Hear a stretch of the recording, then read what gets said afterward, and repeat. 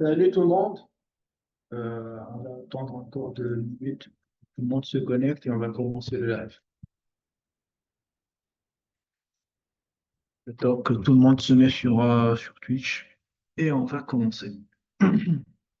Pour le live cette semaine, ça sera sur les linked lists, les tableaux. On va voir un peu des notions théoriques sur ces deux structures de données, la différence entre les deux et dans quel cas il faut mieux utiliser les listes et dans quel cas utiliser les tableaux.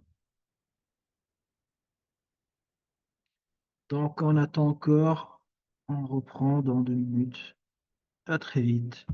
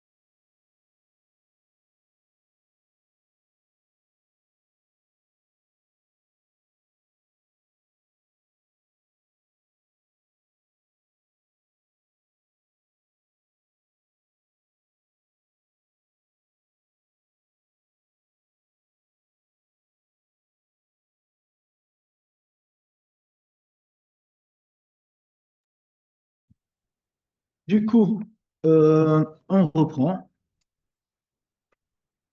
Donc, aujourd'hui, on va parler de quoi? Des tableaux éditionnés, qu'on va voir dans quel scénario on peut utiliser les éditionnés et que peut-on implémenter avec. Pareil pour les tableaux. Et on va faire une sorte de comparaison entre les deux.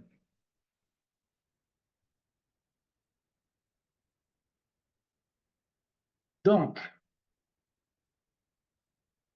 pour la comparaison, il y a beaucoup plus de détails, mais on va se concentrer sur l'essentiel qui va être utile pour les étudiants C25 pour la semaine prochaine. Et faites gaffe aux petits détails techniques que je vais vous expliquer et mentionner lors de cette session, parce que ça peut impacter votre travail sur le dernier projet du premier trimestre qui est le Simple. Donc peut-être que ce live va vous permettre d'avoir des bases et des connaissances qui peuvent vous être utiles par la suite. Donc, pour les tableaux, quand on parle des tableaux et des listes chaînées, là, on va se concentrer sur ce qu'on peut faire avec le C. Puisque les étudiants à Alberton, pour les personnes qui ne sont pas d'Alberton, sont, qui nous suivent sur le live, le premier trimestre, on fait que du C et de Linux. Un peu des commandes de base Linux, sinon c'est essentiellement du C. Euh, et la création et la gestion des tableaux en C est différente des autres langages au niveau. Je vais vous expliquer en détail ça par la suite. Donc, pour le redimensionnement, les tableaux, on ne peut pas faire des tableaux dynamiques, c'est-à-dire leur taille change au fur et à mesure selon les opérations, selon les ajouts, la suppression, le changement de données. En C, on ne peut pas faire ça facilement en C, comme dans les autres langages au niveau, comme le JavaScript, Python, Java, ainsi de suite. Si on veut faire des tableaux dynamiques, on sait, on doit faire de la allocation, réallocation de mémoire, ce qui n'est pas efficace.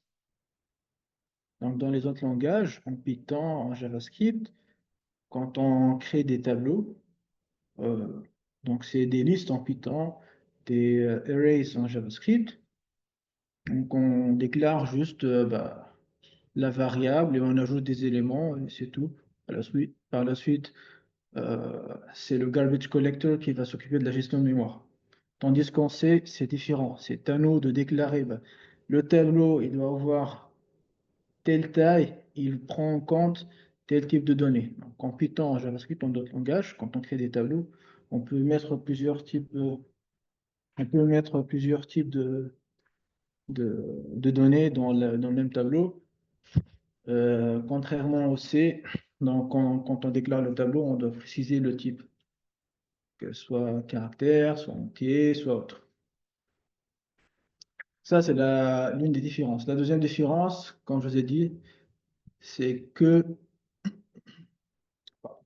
quand on déclare un tableau, la taille est fixe. Donc, on peut la changer en faisant des réallocations de mémoire, mais on doit préciser la taille. Donc, le tableau, il va contenir combien d'éléments.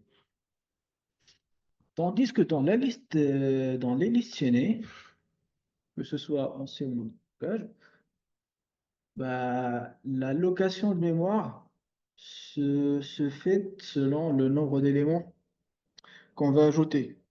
Donc, qui est plus facile pour les listes chaînées, parce que quand on va ajouter un nouvel élément dans la liste, par défaut, on va lui allouer de la mémoire. Sur ça, le travail sur les listes est plus simple.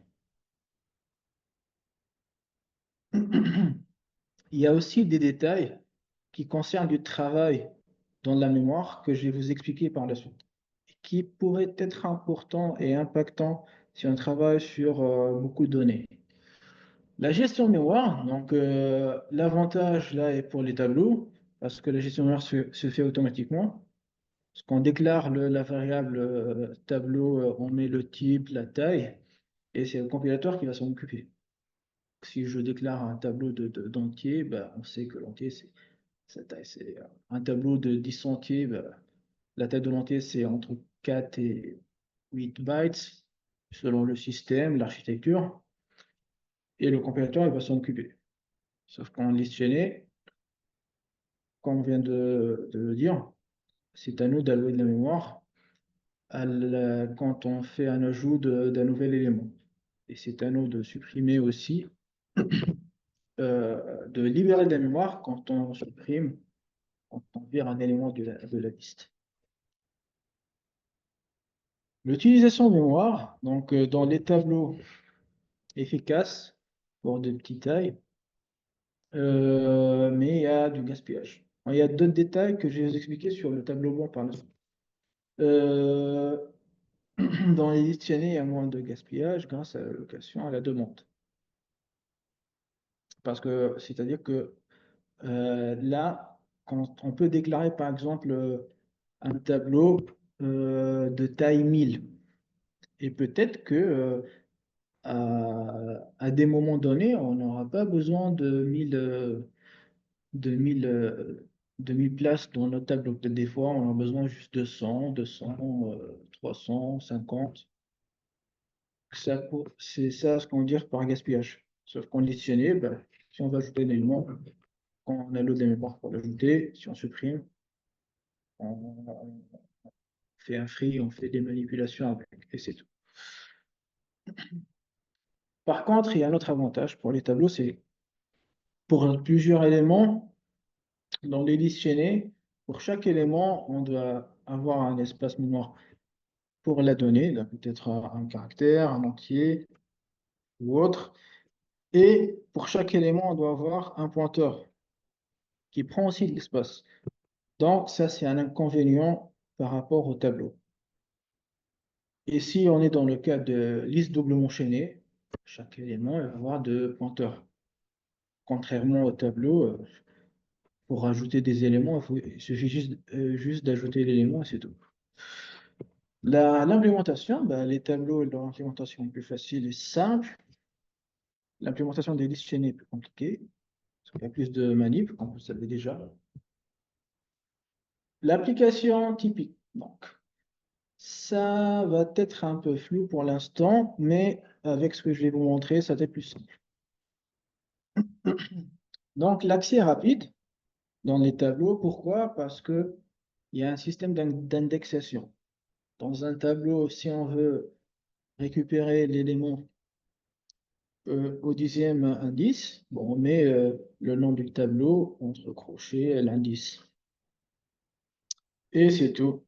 Sauf que si on nous demande de récupérer l'élément à la 5e position, la 50e position dans une liste chaînée, dans ce cas-là, je vais devoir faire une boucle for pour parcourir la liste jusqu'en arrivant au 5e, 50e élément. Il y a des détails que je vais vous montrer au fur et à mesure qui impactent la mémoire. Donc, les scénarios d'utilisation de listionner, concentrez-vous bien parce que, surtout pour le projet Simple Shell, il n'y aura pas trop de restrictions sur les structures de données que vous allez pouvoir utiliser. Donc, vous pouvez faire des dictionnaires, des tableaux, un peu les deux. Vous pouvez même utiliser d'autres structures de données comme des tableaux de langage, ainsi de suite. Donc, ça peut, c'est très important de prendre un peu de recul quand on va aborder un projet important comme le Simple Shell et de se dire ben, comment on va organiser nos données, comment on va les gérer. Parce qu'il y a aussi la question de gestion de mémoire et de fait de mémoire qui peut handicaper votre travail par la suite. Donc, on doit bien comprendre les avantages et les inconvénients de chaque structure de données pour qu'on puisse faire le meilleur choix quand on aborde un problème technique. Donc, les scénarios d'utilisation des listes chaînées, ben, on peut utiliser les listes chaînées. Là, je parle toujours de C, surtout. Parce que dans les autres langages plus haut niveau, la gestion de mémoire est faite par un interpréteur, le compilateur, et c'est plus simple. Donc, les dictionnaires, on les utilise assez souvent quand on ne connaît pas à l'avance le nombre d'éléments. Et là, on sait qu'on va devoir faire de l'allocation en mémoire dynamique. Euh, on les utilise aussi pour implémenter des structures de données comme les stacks et les queues. Donc, l'implémentation des stacks et des queues, pas obligé de la refaire si on va utiliser les listes en Python ou les arrays en JavaScript. Parce qu'il y a déjà des fonctions, des méthodes plutôt, euh, qui nous permettent euh, de faire de last in, first out ou first in, first out sur les arrays et les listes en JavaScript et Python respectivement. Tandis que dans des langages plus bas niveau, comme le C ou autre, donc c'est à nous d'implémenter ça. Mais ça n'empêche pas que quand même on peut implémenter ce genre de truc de zéro en Python et JavaScript. Euh, mais je voulais quand même parler de ça pour vous expliquer l'avantage des abstractions des langages pluriels. Les listennés sont utilisés quand on a besoin de faire des insertions ou des suppressions de données plus rapidement. Donc, si on a beaucoup de suppressions et d'insertions de données, il vaut mieux utiliser plutôt des listennés quand on a le libre choix dans un projet. Parce que la semaine prochaine, pour les C25, vous allez voir la complexité temporelle. Donc, on ne va pas rentrer dans les détails parce que c'est tout un sujet. Mais sachant que n, quand on parle de O de n fait référence au nombre d'éléments dans une structure. Que si on a un tableau de 15 éléments, n, c'est 15. Donc, la suppression et l'insertion dans une dictionnaire a une complexité de O de 1. Tandis que dans un tableau, a une complexité de O de n. Je vais vous expliquer par la suite à quoi ça sert. Si c'est flou pour l'instant, ce n'est pas grave. Scénario d'utilisation de tableaux. Donc, les tableaux permettent d'implémenter des structures de données telles que les stacks, les queues aussi, et d'autres, mais surtout les matrices. Si on veut, par exemple, où on a besoin de faire des tableaux multidimensionnels, il vaut mieux utiliser les arrays. On peut aussi les utiliser. Il vaut mieux plutôt utiliser les tableaux quand on sait à l'avance. C'est pour ça que je dis toujours aux étudiants, réfléchissez à ce que vous devez faire avant de coder. Parce qu'il faut faire un peu des fois, sur les petites tâches, c'est pas grave, mais sur des projets plus complexes, comme le printf, Simple ou autre par la suite, il ne faut pas juste dire, ben, on va faire ça comme ça et c'est tout. Il faut faire du brainstorming, échanger, il n'y a pas de questions bêtes, parce qu'on est là pour apprendre. Donc, que va-t-on faire? Qu'est-ce qu'on va utiliser comme structure de données? Quelle opération on va mettre en place? Quel problème on va gérer? On va diviser notre problème en combien de petits problèmes? Ben, petit à petit, grâce à ça, on se rapproche des réponses. Peut-être qu'on ne va pas avoir les bonnes réponses à 100%, ce n'est pas grave. L'objectif, c'est d'exercer ça, cette démarche assez souvent. On va se rapprocher peut-être des fois de la bonne réponse. Peut-être qu'on n'aura pas la bonne réponse tout le temps, c'est pas grave. Et le but, c'est que grâce à ça, on va pouvoir choisir la meilleure structure de données. Parce que si on sait que pour telle fonction, tel problème, on ne va pas faire des insertions, des suppressions, mais on va plutôt accéder, faire beaucoup d'accès aux données, dans ce cas-là, ils vont utiliser les tableaux que des dictionnaires. Parce que l'accès aux données est plus rapide grâce aux index. Parce que dans les dictionnaires, il n'y a pas d'index.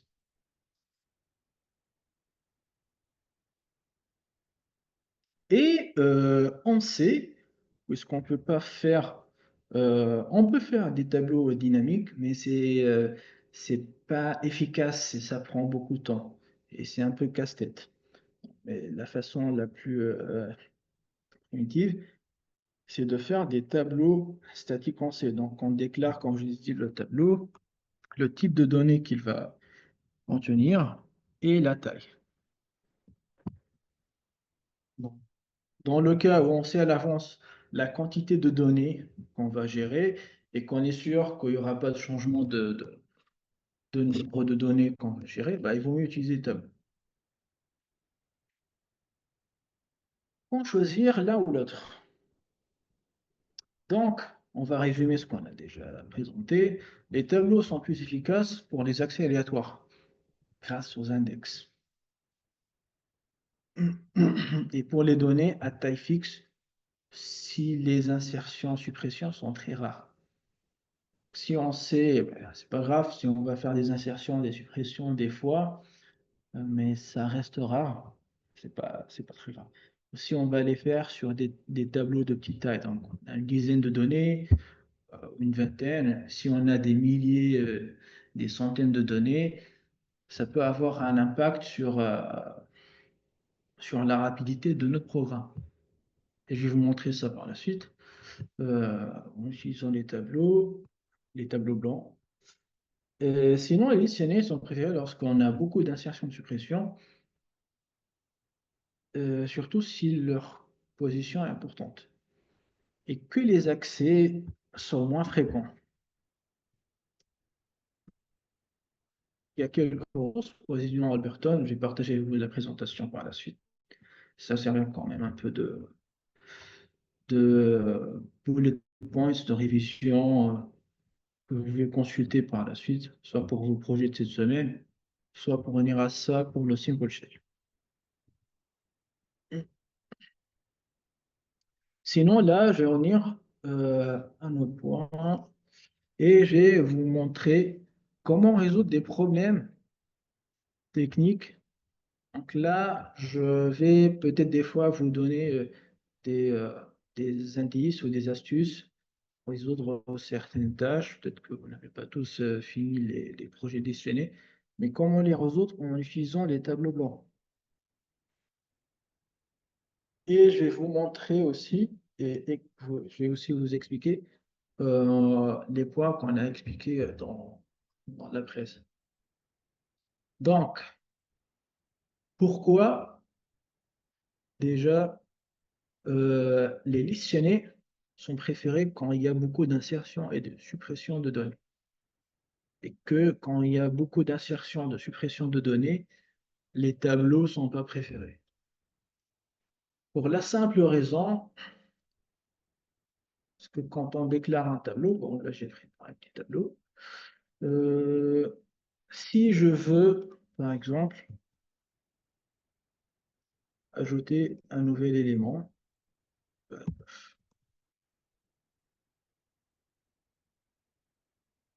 dans ce tableau-là, disons là, j'ai un tableau qui contient 5, 3, 7. Et je vais ajouter un nouvel élément, qui est celui-là,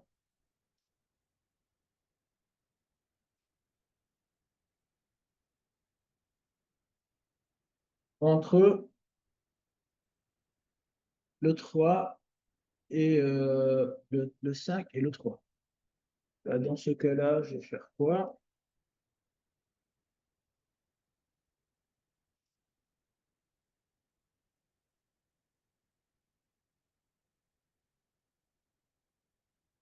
Imaginons que les grilles en arrière-plan éclairent et débloquent dans la mémoire de l'ordinateur.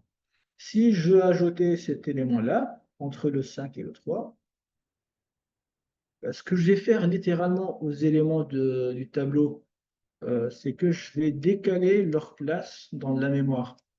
Donc c'est pour ça que cette opération, quand on a beaucoup de données, elle devient coûteuse. Parce que là, on a décalé que deux éléments. Mais imaginons qu'il y a des centaines, des milliers d'éléments. Si je vais insérer après le 3 et le 7, qui a encore des centaines d'éléments, je vais tout décaler d'une case. Et cette opération, même si nous, de notre côté, on voit que le code, on a juste inséré tel élément à telle case, c'est simple, c'est pas difficile à implémenter, ça a l'air d'être efficace, mais derrière, non. Cette opération est coûteuse d'un point de vue gestion de mémoire, parce qu'on va devoir décaler tous les éléments. Parce que dans un tableau, les éléments sont contigus. Donc, un élément, après, il y a l'autre à côté, ainsi de suite. J'ai même fait un autre exemple, peut-être pour des personnes qui ne le connaissent pas.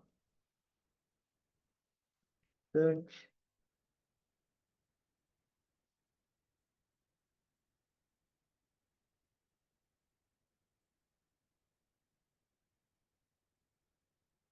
Si on a une matrice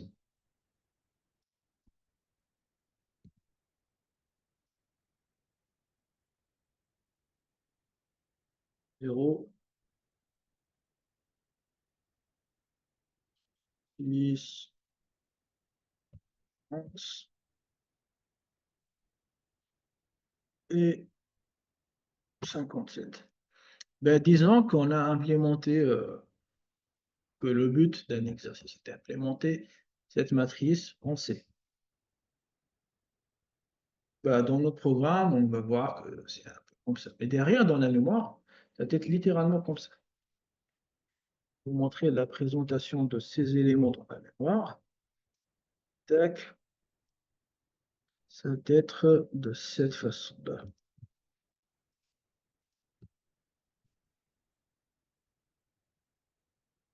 Oh, ils sont contigus.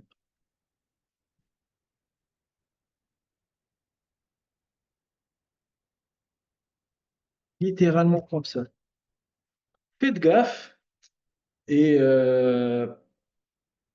prenez le temps pour réfléchir au problème que vous allez résoudre.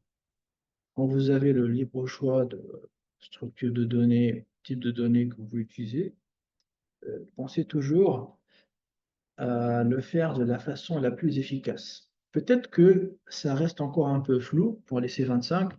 Ce n'est pas grave, parce que la semaine prochaine, vous allez voir les complexités temporelles de Pico, mais ça va être moins flou.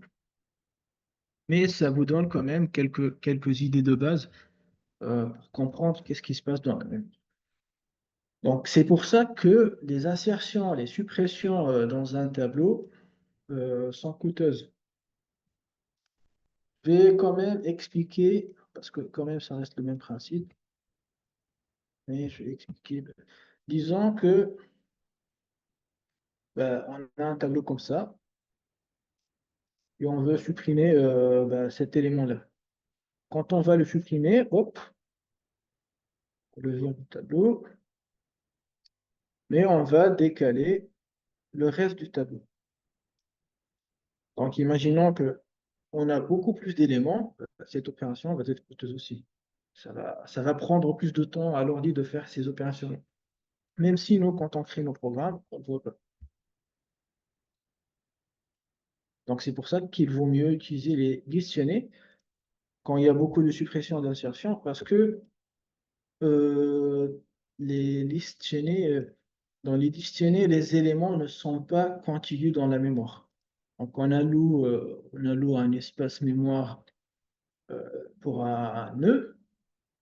En plus, le stockage des données ne se fait pas dans la même zone mémoire. Pour les listes chaînées, puisqu'on fait là plus de mémoire, de gestion de mémoire dynamique, donc ça se fait dans le heap, tandis que pour les tableaux, bah, quand on fait un tableau statique, ça se fait dans le stack. Donc, ça ne se rajoute pas dans la même zone mémoire. Donc, imaginons que j'ai cette liste chaînée. Il y a le head qui est le 5, qui pointe vers le 3, qui pointe vers le 7, et le 7, il pointe vers nul. Donc, si par exemple, je veux ajouter un nouvel élément dans cette liste, 6, bah, dans ce cas-là, supposons que je veux ajouter cet élément entre le 3 et le 7. Pas besoin de basculer des éléments d'un bloc mémoire à un autre, parce que ils sont pas contigus. Donc, ce que je vais faire, c'est que j'ai juste changé vers où pointent les pointeurs. Bah, le 3, son ex, il va pointer sur 66, et le 66, son next, il va pointer vers 7. Et tout simplement ça. Donc, cette opération, tout ce qu'elle nous a pris, c'est j'ai allocation de mémoire pour le nœud qu'on veut ajouter dans la liste. Bah, il va pointer vers 7 et le 3 qui pointait vers le 7 pointe maintenant vers la nouvelle liste. Bon, là, hop, pour faire plus beau, hop, littéralement ça. Et les insertions et les suppressions ne sont pas coûteuses dans les listes chaînées. Si je veux supprimer un élément, bah, ce que je vais faire, c'est hop, je prends ça,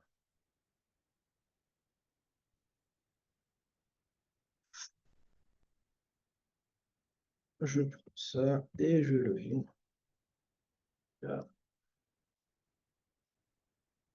Je vous invite à utiliser, surtout pour le Simple Shell, par la suite, pour faire du whiteboarding ou pour faire des flowcharts, à utiliser des outils comme Miro, autres, qu'il y en a plein d'autres. Vous pouvez chercher miro.com ou Miro Alternative ou et beaucoup d'autres outils qui ont déjà pas mal de choses prédéfinies que je fais.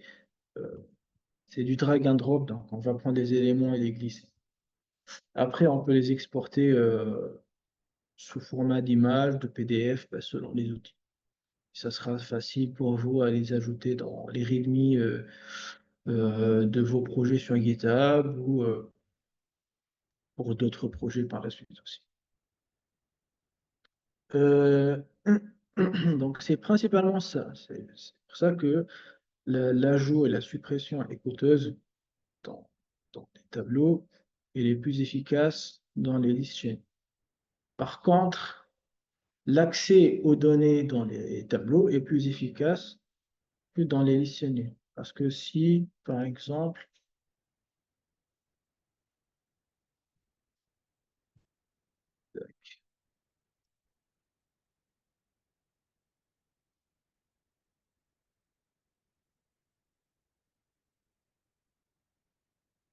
j'ai ajouté d'autres éléments pour enrichir la liste. Si, par exemple, on nous demande d'accéder à l'élément qui est l'indice bah, 6 dans ce tableau-là. Donc 0, 1, 2, 4, 5, 6. Donc je mets juste le nom du tableau. Tac, par exemple, play.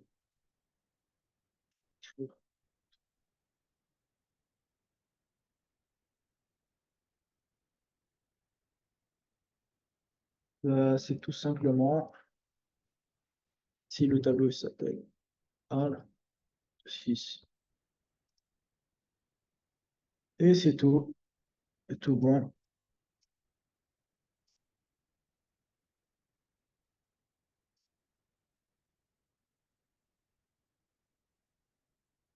J'ai accès à l'élément, à cet élément, et je peux accéder à la valeur 66. Sauf que si on me demande de faire la même chose, si on me demande d'accéder au quatrième élément dans la liste, dans cette listonnée, donc c'est l'élément qui est l'indice 3. Donc je dois parcourir la liste.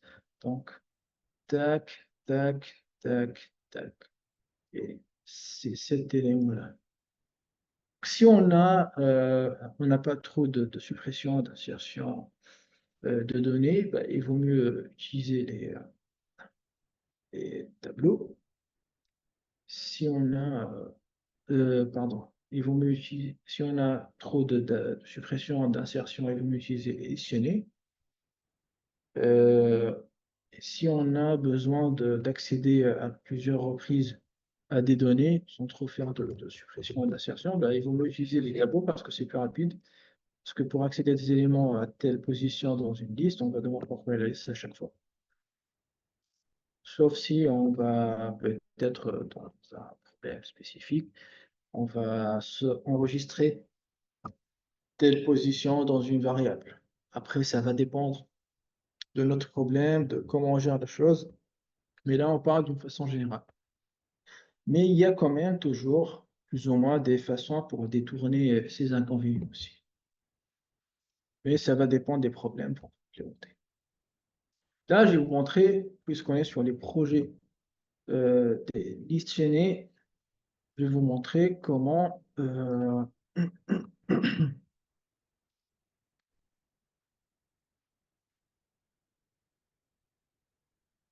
faire des opérations d'ajout, d'insertion, de suppression, ainsi de suite. Et à quel point doit-on faire gaffe le plus? Parce que d'un point de vue logique, quand on regarde la chose comme ça, on se dit, bah, c'est simple, mais on se précipite des fois, on dit, ah, c'est simple, on fait comme ça, on va faire du code, mais le diable est dans les détails. Et dans ce cas-là, il vaut mieux faire du tableau blanc. Là, je vais vous expliquer comment résoudre certains problèmes en utilisant le tableau blanc. Supposons que ben là, je suis sur. J'ai cette liste j'ai, et euh, on me demande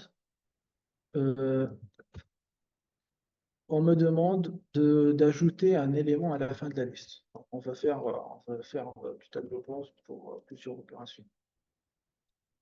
J'ai mon head, 5, donc je passe du 5 au 3, donc je fais euh, pointeur égale à pointeur de next, donc ça devient ici, après ça devient ici, tac, tac, tac. Donc moi, je vais ajouter un élément après l'élément 0. Dans ce cas-là, je vais faire quoi? Je vais prendre cet élément-là et changer son next. Son next, il pointe plus sur nul, mais il pointe sur un nouvel élément. Donc déjà, je dis il pointe sur un nouvel élément. C'est-à-dire quoi? C'est-à-dire que je dois créer un nouvel élément. Donc, je dois créer un nœud, je vais allouer de la mémoire. Par la suite, je vais dire que alors, par la suite, je vais dire ben, cet élément-là, ben, le 4, il va pointer sur le nouvel élément. Et pour faire cela, je dois arriver ici. Là, je vous explique comment faire, comment réfléchir vraiment à haute voix. Je sais que c'est simple et c'est facile, mais petit à petit, je vous verrai peut-être pourquoi je fais ça. Je dois m'arrêter à cet élément-là de la liste.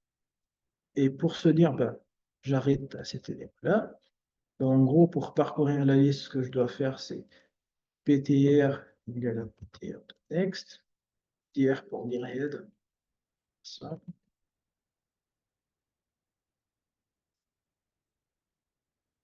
Bon, on fait du pseudocode. On ne va pas respecter tous les détails à la lettre. C'est pas grave. Là, on essaie de définir la logique des choses. Donc ça, c'est ptr.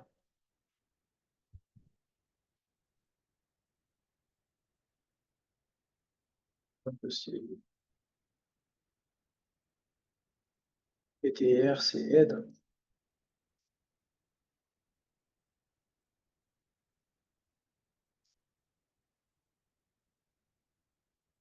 Bon.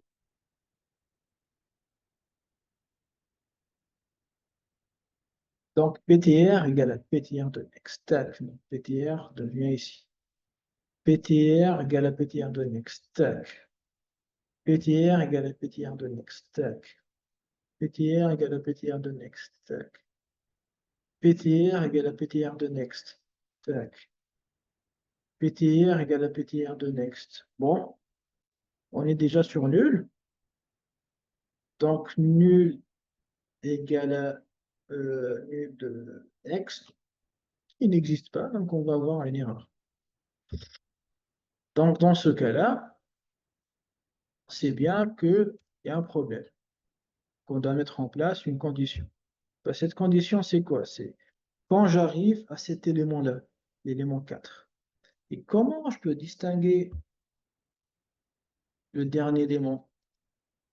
Le dernier élément, sa caractéristique, ce qui lui distingue des autres éléments, c'est que son next, il pointe vers nul. Donc, je peux dire que tant que y ptr de next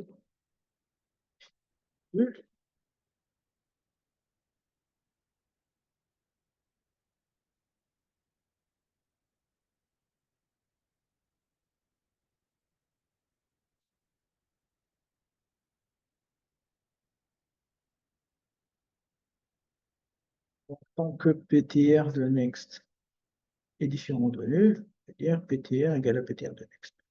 Donc, imaginons qu'on a parcouru la liste en utilisant cette boucle. Bon, on va refaire le tournage à la main. PTR de next est différent de nul. Oui, PTR égale à PTR de next. PTR de next est différent de nul. Oui, tac. PTR de next est différent de nul. Tac. PTR de next est différent de nul. Oui, pense. PTR de next est différent de nul. Non. PTR de next. Bon, là, c'est cet élément-là maintenant. Son next est nul. Donc, la boucle est arrivée à la fin. Donc, on a fini la boucle. Le contrôle du programme va sortir de cette boucle-là et va enchaîner le code qui est après la boucle. Et la dernière valeur de PTR va être cet élément-là, qui est le 4. Et du coup, maintenant, j'ai mon élément qui est PTR, auquel je vais dire, bah, ton next, c'est le nouvel élément. Donc, new node, ou ça dépend de comment on l'appelle. Et comme ça, on a eu un problème d'insertion. Si là, par la suite, il y a un autre problème, on va dire que on nous demande d'ajouter un élément à un tel index. Par exemple, c'est pas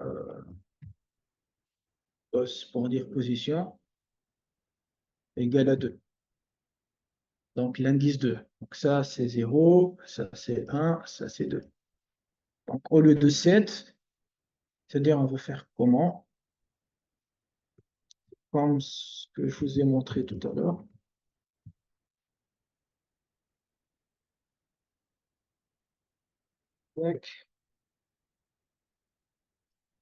Donc, l'élément à la position 0, l'élément à la position 1, l'élément à la position 2. Donc, à la position 2, on va faire une insertion. On ne nous demande pas de virer cet élément-là. On nous demande d'insérer un autre élément à la position 2. Donc là, on va faire comment? 3, il ne va plus pointer vers cet élément-là, il va pointer sur le nouvel élément. Et le nouvel élément, il va pointer sur ce qui était dans la position 2. Maintenant, on a une nouvelle liste. Tac. Je vais l'embellir un peu. Et là, on a un nouvel élément qui est la position 2, qui est le 8. 0, 1, 2, 3, ainsi de suite. Donc nous, quand on va attaquer des exercices qu'on nous demande de faire ce genre d'opération, on doit faire du tableau blanc, surtout avec les listes chaînées et des exercices de structure de données. Quand on fait des manipes sur des tableaux, les chaînes de caractères, les listes chaînées, les stacks, les queues, ainsi de suite, c'est facile de collaborer sur ce genre d'exercice, car c'est des structures de données qu'on peut représenter facilement sur un tableau blanc. Je vous incite toujours à utiliser le tableau blanc pour résoudre ce genre de problème.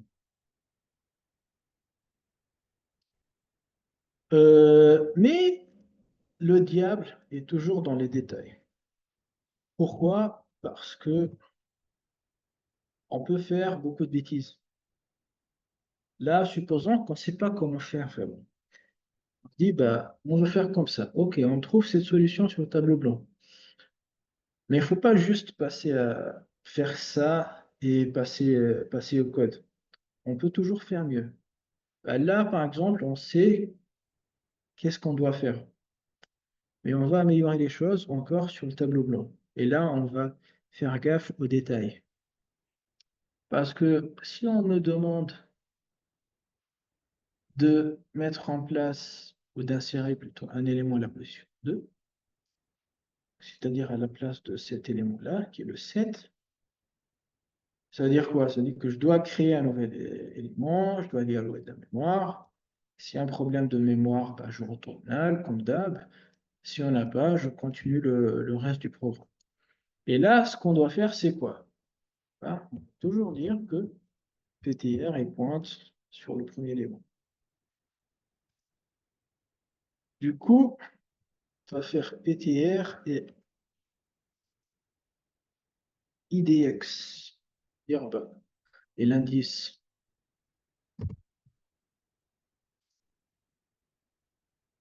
Pour qu'on puisse garder, faire un suivi de notre position dans la liste. Parce que là, on dépend aussi quand même de la position où on est. Parce qu'on nous demande d'insérer un élément à telle position. Donc, savoir où on euh, est très important et primordial pour ce genre de problème. Donc là, on a PTR qui pense sur le élément qui a l'indice 0. Donc, quand je dis indice 0, ça veut dire quoi? Ben, ça veut dire que dans mon programme, je vais faire un compteur et à chaque fois, ben, je passe à l'élément suivant, ben, j'avance le compteur, le compteur IDX. Là, IDX est égal à 1. Et là, il y a un détail très important. Supposons que je suis arrivé ici, ok? J'ai fait une seule itération. On sait bien que si on me demande d'insérer, là, je viens de voir quelque chose. Si on me demande d'insérer un élément à la position 2, c'est pour ça que je dis toujours, et je le répète, il vaut mieux utiliser le tableau blanc et essayer de décrire le maximum possible. Parce que ça nous aide des fois à voir des choses qu'on ne voit pas avant.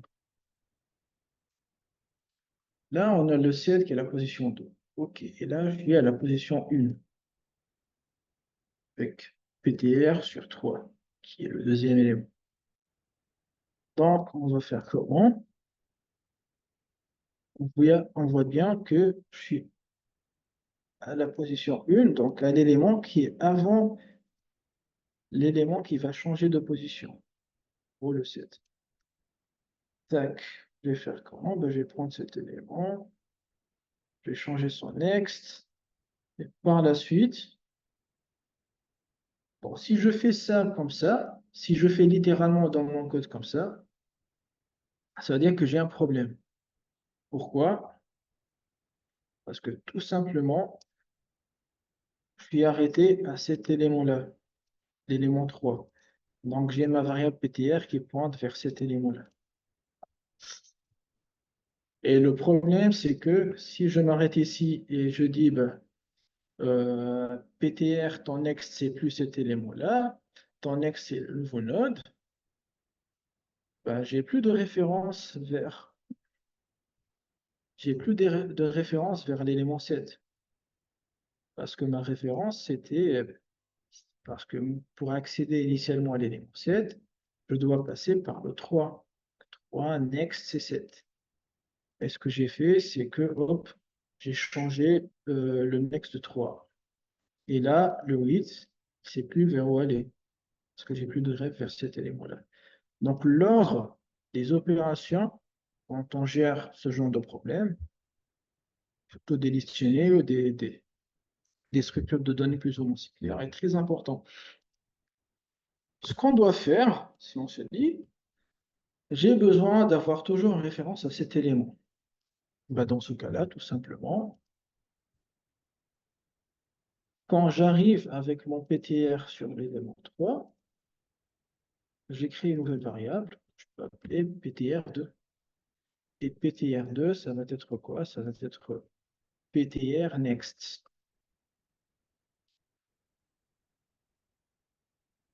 Donc, PTR2 égale PTR next.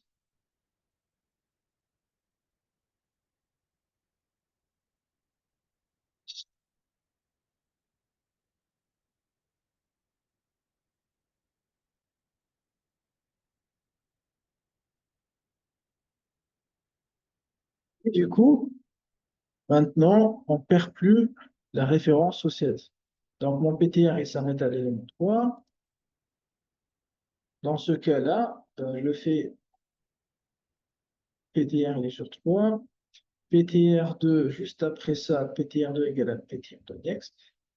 PTR2, il va pointer sur 7. Maintenant, après avoir fait ça, je peux dire, bah, 3, ton next n'est plus 7, mais ton next, c'est nouveau node. Et par la suite, je prends le nouveau node que j'ai déjà déclaré normalement dans une variable. Le nouveau node, son next, égale à cet élément-là, 7. Donc, le nouveau node next égale à PTR2. Et c'est bon. Maintenant, j'ai fait l'insertion. Euh, tac, on va faire une suppression maintenant. Si on nous demande de faire une suppression,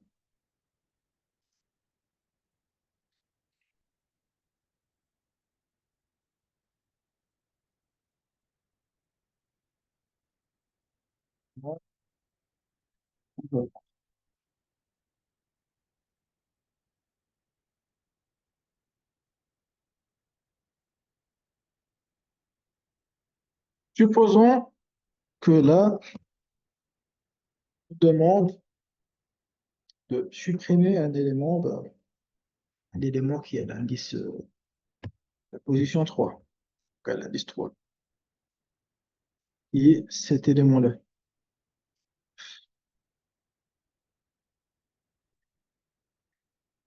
Donc, on a un exercice qui nous demande de supprimer l'élément. Ben, dans ce cas-là, on va faire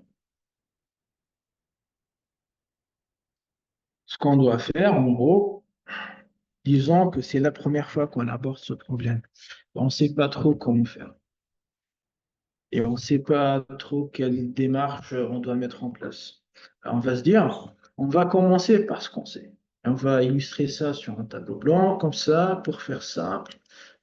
Parce que quand c'est visuel, c'est plus facile à voir, à comprendre et à trouver des solutions.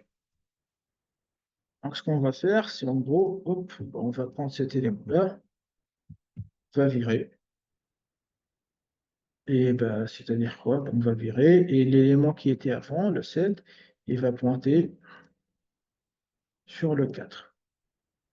Donc là, on commence à voir un peu plus ou moins ce qu'on doit faire. Donc là, d'un point de vue très, très abstrait, très haut niveau, ben, on prend un élément, on le vire de la liste, et l'élément qui était avant lui, son next, est le next de l'ancien élément. Ben, ça veut dire quoi? Ça veut dire que on a besoin de l'élément avant l'élément qu'on va supprimer et de l'élément qui est après l'élément qu'on va supprimer. Autrement dit, tac. Pourquoi? Ben, je vais vous montrer dans les prochaines étapes avec un peu de détail pourquoi. En gros, ben, disons toujours, parcours notre liste avec un PTR. Tac et un IDX. Donc, PTR, parce qu'on est sur une liste finie, donc il n'y a pas l'indice, il n'y a pas l'aspect d'indice, il n'y a pas d'index. C'est pour ça qu'on doit l'ajouter. Donc là, c'est l'index 0. Je suis sur le premier élément. Donc, tant que ben, je ne suis pas arrivé, ben, on va faire plus simple pour vous montrer comment réfléchir et comment trouver des erreurs petit à petit. Ok, disons que moi, j'ai arrivé à la position de l'élément que je supprimais, le 9. Ok. Je ne sais pas trop, là. Je ne connais pas grand-chose, c'est la première fois que j'aborde ce problème. Et j'ai fait une première démonstration, quand je les ai montrés, là, supprimer l'élément, changer le next de 7, le mettre sur le 4. Ok, bon, on va avancer le PTR. Tac. et l'index devient 1, je ne vais pas la changer à chaque fois. OK, je ne suis pas encore arrivé parce que l'index qui devient 3. On va encore avancer le PTR.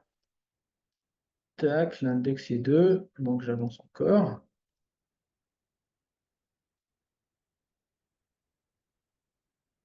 J'avance encore le PTR. Et là, ça devient...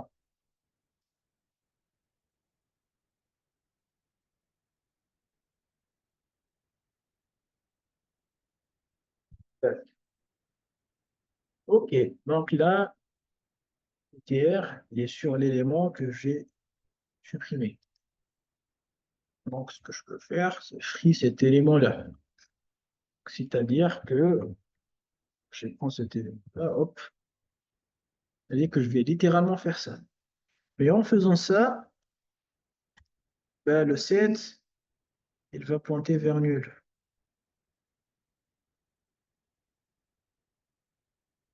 Le set, il pointe vers nul. Cet élément et tout le reste de la liste, donc toute la partie droite qui est après l'élément que j'ai supprimé, ben, je l'ai perdu.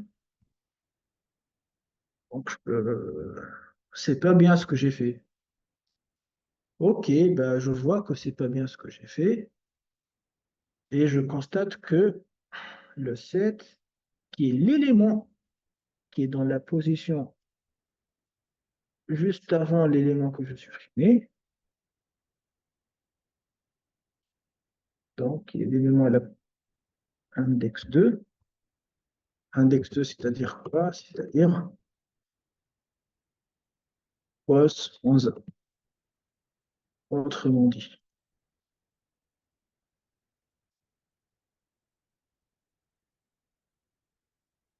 Donc, l'élément qui est dans la position, qui est dans l'index, la position 2, qui est, pour parler de façon plus générale, la position pos, ça, tac. C'est cet élément-là à qui je vais changer son next. Tac. En gros, ce que je dois faire, c'est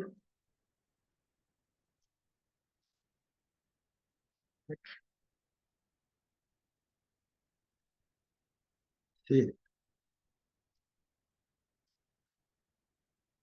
je dois m'arrêter ici. Pourquoi? Parce que j'ai besoin de cet élément pour dire, ben, ton next, c'est le 4, c'est plus le 9. Ben, je peux faire ça comment? Je peux faire ça en sauvegardant le 4, cet élément-là, quand il y a 4 comme valeur, dans une variable. Parce que moi, je veux changer le next de cet élément-là et dire, ben, ton next, c'est le 4. Sauf que entre le 7 et le 4, j'ai viré le 9. Donc je dois rester ici quand même. Je dois avoir une référence qui me permet de rester sur cet élément-là, parce que je veux changer ce next. Et avant de virer le 9, parce que c'est le 9 qui me fait la liaison entre le 7 et le 4, donc avant de virer le 9, je dois enregistrer le 4 quelque part. Et bien dans ce cas-là, ce que je vais c'est c'est ptr2 égale à ptr de next. Donc ce que je vais faire, si par exemple, disons que je ne fais pas très bien mon code, et ce que je vais faire, c'est que je vais partir de ça en gardant toujours une référence sur 7, qui va être toujours PTR. Je vais passer de 7 au 4. Donc, ce que je vais faire, c'est que PTR de next, qui est le 9, donc PTR de next, c'est le 9, de next, qui est le 4. PTR de next, next,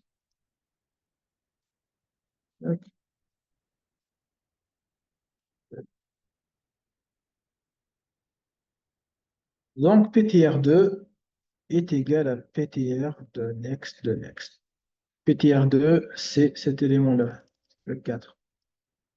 PTR2 est égal à PTR, qui est le 7, de next, qui est le 9, et le next de 9, c'est 4. Tac. Donc là, j'ai un ref à mon 7, j'ai un ref à mon 4, qui est PTR2, et je peux virer le 9. Donc, tout simplement faire, bah, qui supprime par donner trop d'indices de code euh, cet élément-là, qui est le 9, auquel je peux faire une référence par PTR de next, tout simplement. Parce que PTR c'est 7, son next c'est 9, donc supprime PTR de next. Et du coup, cet élément-là n'existe plus. Et maintenant, pour dire, bon, 7, ton next c'est 4, ben, c'est tout simplement PTR, ton next c'est PTR2. Cette flèche-là, c'est PTR next égale à PTR2. Après, il y a toujours des cas particuliers.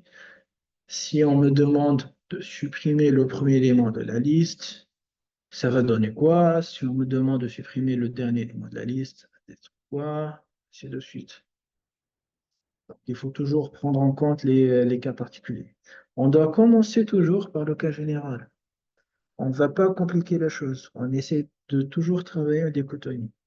On prend le problème, on va essayer de le découper à des petits problèmes. Si on a plusieurs facteurs, on a plusieurs cas particuliers, on va essayer de les gérer. Pensez toujours que dans ce genre de structure de données, on trouve toujours les cas particuliers dans les extrémités, c'est-à-dire au début de la liste ou à la fin de la liste. Sinon, pour les insertions, suppressions, ainsi de suite, si on est au milieu de la liste,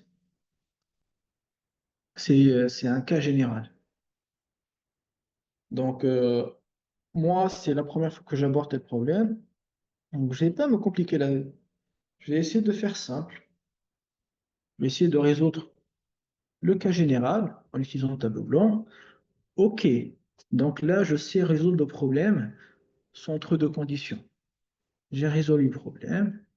Et ben là, par la suite, je vais gérer le cas où on me demande de supprimer un élément qui est au dernier indice de la liste. Voilà. On me demande de supprimer celui-là, qui est le 4. Ok, ben là, je vais ajouter quoi? Je vais faire comment? Je vais ajouter quoi comme condition? Et sinon, si on me demande de supprimer le premier élément de la liste, ben là, je vais faire comment? Parce que cet élément-là, c'est aussi délicat. Parce que cet élément-là, c'est le head. Si on me demande de supprimer le head, je vais faire comment? Donc, dans ce cas-là, je vais devoir changer le head. Le head devient l'élément suivant. Et non plus le 5, mais devient le 3.